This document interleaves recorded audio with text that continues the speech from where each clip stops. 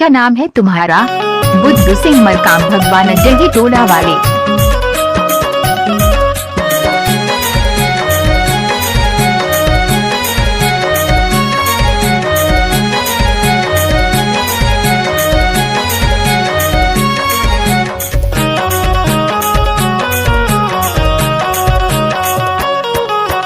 धीरे धीरे धीरे धीरे भाई पल कमाया जा, धीरे धीरे धीरे धीरे भाई पल कमाया जा, धीरे धीरे धीरे धीरे धीरे धीरे दाऊ पल कमाया हूँ, धीरे धीरे धीरे धीरे दाऊ पल कमाया हूँ, धीरे धीरे धीरे भाई धीरे धीरे वो, धीरे धीरे भाई धीरे धीरे वो, धीरे धीरे धीरे धीरे धीरे धीरे भाई पल कमाया जा, धीरे धीरे धीरे धीरे भाई पल कमाया जा, धीरे धीरे धीरे धीरे धीरे दाऊ पल कमाया हूँ, धीरे धीरे धीरे धीरे दाऊ पल कमाया हूँ, धीरे धीरे। किसी भी गाना को YouTube में डालने की आदत है बुद्धू सिंह मरकाम।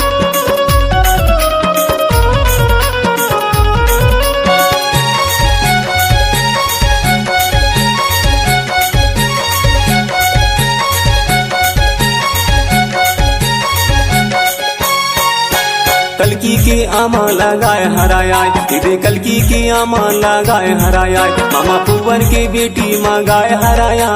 धीरे धीरे धीरे धीरे भाई पल कमाया जा, धीरे धीरे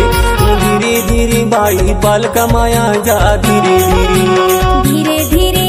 धीरे धीरे दाऊ पल कमाया हूँ, धीरे धीरे धीरे धीरे दाऊ पल कमाया हूँ, धीरे धीरे।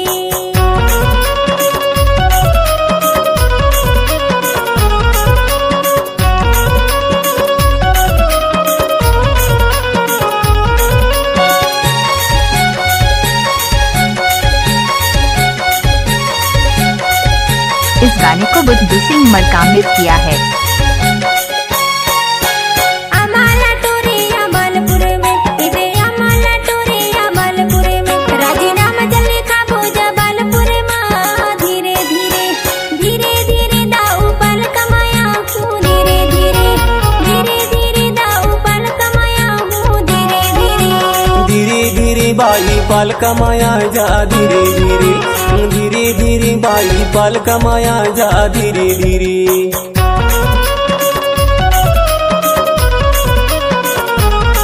डीजे बुद्धू सिंह मरकाम, भगवान जगी टोला वाले।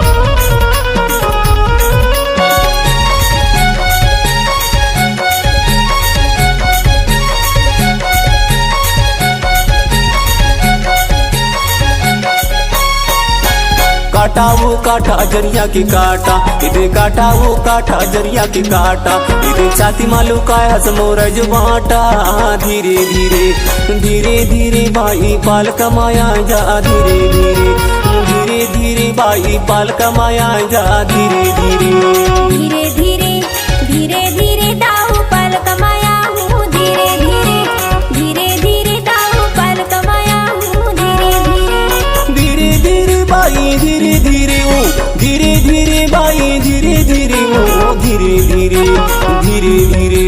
धीरे धीरे भाई पल कमाया जा, धीरे धीरे धीरे धीरे भाई पल कमाया जा, धीरे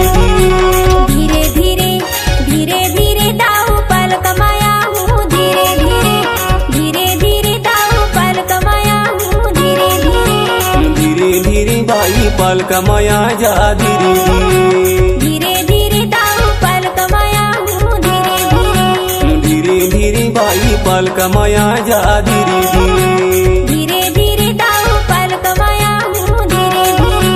धीरे धीरे भाई पल कमाया जा, धीरे किसी भी गाना को YouTube में डालने की आदत है बुद्धू सिंह मरकाम।